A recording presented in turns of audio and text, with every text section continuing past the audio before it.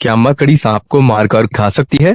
सवाल एक स्कूल के मैदान की तरह काल्पनिक लग सकता है, लेकिन यह जर्नल ऑफ आर्कनोलॉजी में प्रकाशित एक नए अध्ययन का विषय है। इसका उत्तर एक शानदार हाँ है, इतना अधिक कि अध्ययन करने वाले वैज्ञानिक भी उनके परिणामों से दंग रह गए। स्विट्जरलैंड में बेसल विश्वविद्यालय में एक मकड़ी विशेषज्ञ अध्ययन नेता मार्टिन या फेलर कहते हैं, मुझे आश्चर्य हुआ कि मकड़ियों द्वारा सांप खाने वाले सभी महाद्वीपों अंटार्कटिका को छोड़कर में पाए जा सकते हैं। मुझे आश्चर्य हुआ कि इतने सारे अलग अलग मकड़ी समूह सांपों को मारने और खाने में सक्षम हैं। मुझे आश्चर्य हुआ कि कई अलग अलग सांपों की प्रजातियां कभी कभी मकड़ियों द्वारा मार दी जाती हैं। यह सब पहले अज्ञात था, एक ही मेल में निफलर कहते हैं। कुल मिलाकर निफलर और उनके सहलेखक जॉर्जिया विश्वविद्यालय के सांप विशेषज्ञ जे व्हिटफील्ड गिबन्स ने वैज्ञानिक साहित्य के हर टुकड़े, साथ ही साथ सोशल मीडिया साइटों, समाचार कवरेज और यहाँ तक कि नेशनल ज्योग्राफी के पुराने मुद्दों का पता लगाने के लिए खोज की। सांपों को मारने वाली मकड़ियों के 300 से अधिक अवलोकन डेटा में 40 से अधिक मकड़ी प्रजातियां और 90 से अधिक सांप प्रजातियां शामिल थीं। वेस्ट वर्जीनिया के new river gorge national park में एक काली विधवा सांप का शिकार करती है।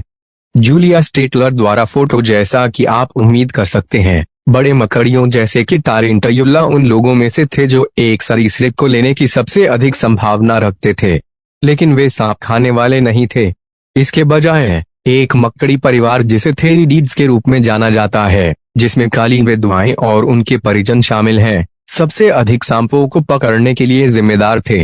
इससे भी अधिक उत्सुक, इन रिपोर्टों का अधिकांश हिस्सा उष्णकटिबंधीय में नहीं बल्कि पूरे उत्तरी अमेरिका में हुआ। जंगली में सांप को खाने वाले टारेंटुला के पहले प्रलेखित मामले के बारे में पढ़ें। अनुसंधान ने मकड़ी की भविष्यवाणी के बारे में हमारे ज्ञान का काफी विस्तार किया है, जो कि पहले की तुलना में पारिस्थितिकी तंत्र के संतुलन में एक बड़ी भूमिका निभा सकता है। निफलर कहते हैं, दुनिया के सभी मकड़ियों का वजन अनुमानित 25 मिलियन टन होगा और वे प्रति वर्ष लगभग 400 से 800 मिलियन टन शिकार को मार देंगे। वे कहते हैं, प्रकृति के संतुलन में मकड़ियों की महत्वपूर्ण भूमिका को पूरी तरह से समझने के लिए उनके भोजन की आदतों के पूरे स्पेक्ट्रम को समझना महत्वपूर्ण है। मकड़ियां कैसे हमला करती हैं? औसतन मकड़ियों द्वारा शिकार किए जाने वाले सांप छोटे होते हैं। आमतौर पर उनकी लंबाई लगभग 10 इंच होती है, लेकिन ये छोटे नाग भी अचिन्ह के आकार से कई गुना बड़े होते हैं, जिनकी औसत शरीर की लंबाई आधा इंच से भी कम होती है।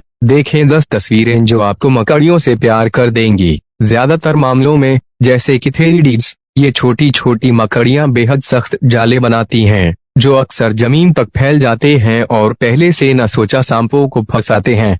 एक बार पकड़े जाने के बाद मकड़ी अपने शिकार को पंगु बनाने के लिए अपना विशाला दंश देती है, सांप को रेशम में लपेटती है और खाने के लिए ऊपर उठाती है।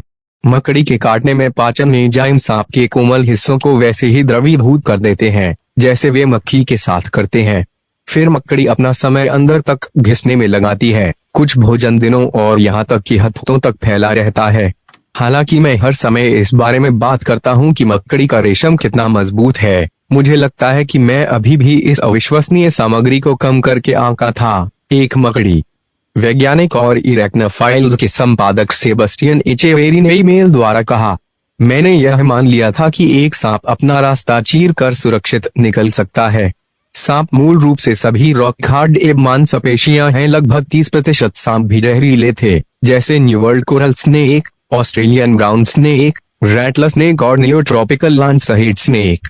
लेकिन जहर क्या अच्छा है जब आपका दुश्मन एक नुकीले से छेदने के लिए बहुत छोटा है।